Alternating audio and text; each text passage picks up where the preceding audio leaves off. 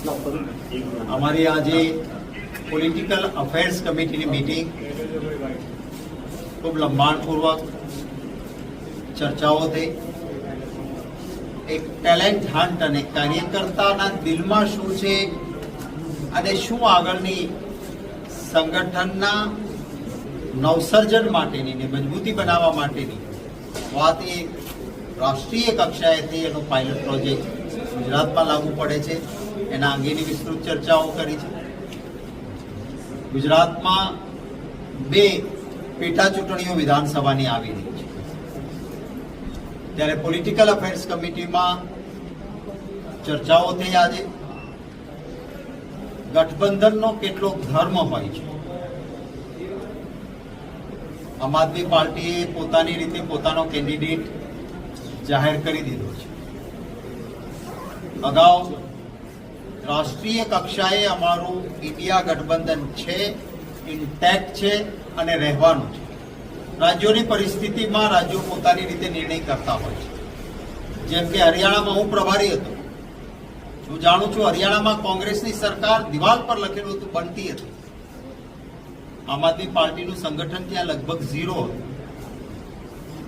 પરંતુ આમ આદમી પાર્ટીએ હુડાજીએ કેટલીક સીટો ઓફર કરવા છતાં એ ઠુકરાવીને આમ આદમી પાર્ટી લડી. હરિયાણામાં પરિણામો ખરાબ આવ્યા.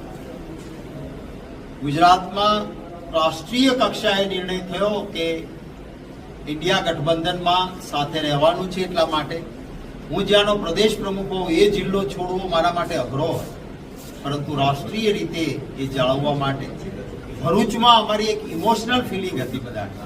એમ છતાં ભરૂચ અને ભાવનગર જ એમનો આગ્રહ હતો તો છોડેલું. રાજ્યની કક્ષાએ જ્યારે અમારે નિર્ણય લેવાનો છે ત્યારે આજે પોલિટિકલ અફેર્સ કમિટીમાં વિસ્તૃત ચર્ચાઓના અંતે ભૂતકાળના બધા જ ઇતિહાસો તપાસ્યા પછી એક સર્વસંમત મત ઉભો થયો હતો કે ગુજરાતના મતદાતાઓ ક્યારેય ત્રીજી પાર્ટીને મત નથી આપતા. અહીંયા ભૂતકાળમાં લેફ્ટ દ્વારા કોશિશ થઈ, અહીંયા ભૂતકાળમાં સમાજવાદી પાર્ટી દ્વારા કોશિશ થઈ, જેમની પોતાની સરકાર હતી શંકરસિંહજી વાઘેલાની. એમણે પોતે પ્રયત્ન કર્યો, પોતાની સરકાર હોવા છતાં માત્ર 4 182 માંથી ચૂંટાયા હતા. સ્વર્ગસ્થ ચીમનભાઈ પટેલે મને કહેલું હતું જ્યારે કોંગ્રેસમાં મર્જ થયા હતા કે મેં અલગ પાર્ટી બનાવીને પ્રયત્ન કર્યો, પટેલોનો પાવર, મારી સમજણ, રાજકીય ગુણે બધું, પરંતુ ગુજરાતી મતદાર ત્રીજી પાર્ટીને મત આપતો નથી અને એટલે મેં નિર્ણય કર્યો કે પાછું કોંગ્રેસમાં જ વિસર્જન કરીશ. ચાણક્ય કહેવાતા પોલિટિક્સના. એટલે આમ આદમી પાર્ટી ને એક હવા ઉભો કરીને 11% મતો તોડીને કોંગ્રેસ પાર્ટીને જબરજસ્ત નુકસાન કર્યું એમણે. પરંતુ ગુજરાતી મતદાતાએ એમ છતાં વધારે મતો તો કોંગ્રેસને જ આપ્યા. મુખ્ય વિરોધ પક્ષ એ કોંગ્રેસ પાર્ટી જ રહી છે. આ સંજોગોમાં વિસ્તૃત ચર્ચાના અંતે ગુજરાતીઓના હિતમાં કોંગ્રેસ પક્ષે નક્કી કર્યું છે કે વિસાવદર અને આ બંને બેઠકો કોંગ્રેસ પક્ષ પોતાના સિમ્બોલ પર મજબૂતીથી જીતવા માટે લડશે.